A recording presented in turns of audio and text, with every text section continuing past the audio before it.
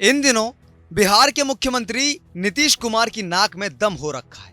और नीतीश कुमार की नाक में दम ना तो भाजपा ने किया है, ना ही उसके किसी विरोधी ने, और ना ही आरजेडी के किसी साथी ने, बल्कि उनके नाक में दम कर रखा है उनके पुराने साथी प्रशांत किशोर ने। प्रशांत किशोर रोज उनकी पोल खोल रहे हैं। जिस तरह उनको एक्सपोज कर रहे हैं, उस तरह नीतीश कुमार को किसी ने नहीं किया। समस्या नीतीश कुमार के लिए यह है कि प्रशांत किशोर के सवालों का सीएम नीतीश के पास कोई तार्किक जवाब नहीं है। उनके पास एक ही जवाब होता है प्रशांत किशोर की हर बात का। ऐसे ही बोलते रहता है, अपनी पब्लिसिटी के लिए जानते ही हैं, तो अपना पब्लिसिटी के लिए बोलते रहता है। बोलते रहे, क्या फर्क हम लोगों को पड़ता है कि अरे वह तो बोलता रहता है, उसकी बात पर क्यों ध्यान देते हो, उसको गंभीरता से क्यों लेते हो।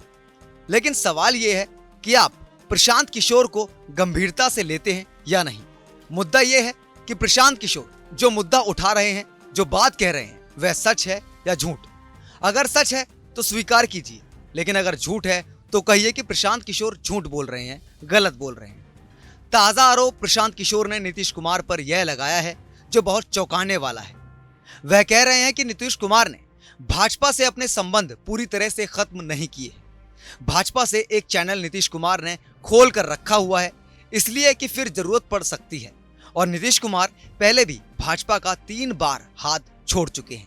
अगली बार हाथ पकड़ने में फिर कोई शर्म की बात नहीं है। वह पहले ही 3 बार पलटी मार चुके हैं। अब चौथी बार पलटी मारने में कोई शर्म नहीं आएगी, तो वह ऐसा कर सकते हैं। अब बात यह है कि बीजेपी उनको वापस अपने गठबंधन में लेगी या नहीं। लेकिन नीतीश कुमार ने अपनी ओर से चैनल खोल कर रखा हुआ है। जब प्रशांत किशोर की इस बात पर, इस आरोप पर नीतीश से सवाल पूछा गया, तो उन्होंने यह नहीं कहा कि मैंने बीजेपी के साथ कोई चैनल खोल कर नहीं रखा है, या मेरा बीजेपी के साथ कोई संपर्क है, या मैंने सारे दरवाजे बंद कर दिए हैं। ऐसा नीतीश कुमार ने कुछ नहीं कहा, क्योंकि जैसे ही वह इस बात को कहते, उनके सामने दूसरा सवाल आ जाता जो प्रशांत किशोर ने ही उठाया है। उन्होंने कहा है कि जब आप बीजेपी से संबंध खत्म कर दिए हैं, गठबंधन तोड़ दिया है, तो जेडीयू का एक सदस्य भाजपा में क्या कर रहा है। अगर आपने एनडीए छोड़ दिया है तो उस पद को छोड़ता है नहीं रहे हैं। उस पद को छोड़िए या उस एमपी को हटाइए। राज्यसभा में भाजपा का बिल पास कराने में अपना दल का आदमी लगाए हुए हैं। अब बिहार में गठबंधन बनाकर फिर ठगने का उपाय कर रहे हैं। 15 में आपने वोट दिया था, यह आदमी 17 में आपको ठग कर भाग गया।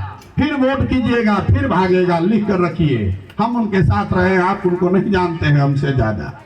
दूसरा सवाल उनके सामने यही आता है कि राज्यसभा के डिप्टी चेयरमैन जो हैं हरिवंश नारायण सिंह, वो जेडीयू के राज्यसभा सांसद हैं। वह अभी तक अपने पद पर क्यों बने हुए हैं?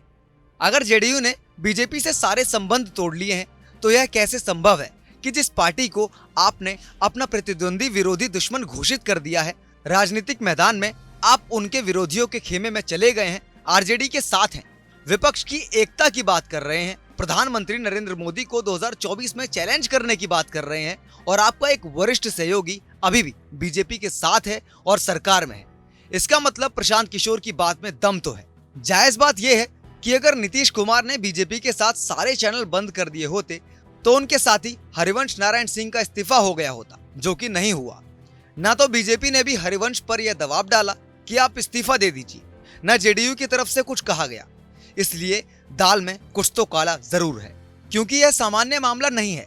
जब पार्टी एक संबंध तोड़कर दूसरी पार्टियों के साथ संबंध बनाती है, तो एक तरह से राजनीति में खुला युद्ध होता है और एक दूसरे के खिलाफ कोई सहानुभूति नहीं रह जाती। ऐसे में इतने बड़े पद पर, जो कि राज्यसभा में डिप्टी चेयरमैन का पद है, अपनी पार्टी के एक व्यक्ति को बनाए रखने का और क्या औचित्य हो सकता है, सिवाय इसके कि आप भाजपा के साथ एक चैनल हमेशा खोल कर रखना चाहते हैं, क्योंकि आपको पता है हरिवंश नारायण सिंह प्रधानमंत्री नरेंद्र मोदी के करीबी हैं, उनके विश्वास पात्र हैं। एक समय तो कहा जाने लगा था, जब जेडीयू और भाजपा का गठबंधन टूटा, कि हरिवंश भाजपा में शामिल हो सकते हैं, लेकिन ऐसा कुछ नहीं हुआ। वह अभी भी जेडीयू में ही है, डिप्टी चेयरमैन है, बीजेपी के साथ हैं, मतलब सरकार के साथ हैं, और जेडीयू के सदस्य भी हैं। तो इससे यह साफ हो जाता है कि प्रशांत किशोर जो भी कह रहे हैं, उनकी बात में कुछ तो बात है। पी के बेवजह ही कुछ नहीं कहते, कुछ तो है जो अंदर खाने चल रहा है। कुछ राजनीतिक पंडित तो इतना भी कह रहे हैं कि नीतीश भाजपा का ही काम कर रहे हैं, विपक्ष में रहकर वो पूरे विपक्ष के अंदर खाने की बात लीक कर रहे हैं और कहीं ना कहीं वे आरजेडी का पत्ता भी काटने की फिराक में हैं। अब यह देखना दिलचस्प होगा कि नीतीश कुमार और प्रशांत किशोर का यह आरोप प्रत्यारोप का खेल कब तक चलता रहेगा। हमारी इस वीडियो में केवल इतना ही। ऐसी ही तमाम वीडियोस को देखने के लिए सब्सक्राइब कीजिए पॉलिटिक्स जंक्शन के यूट्यूब चैनल को।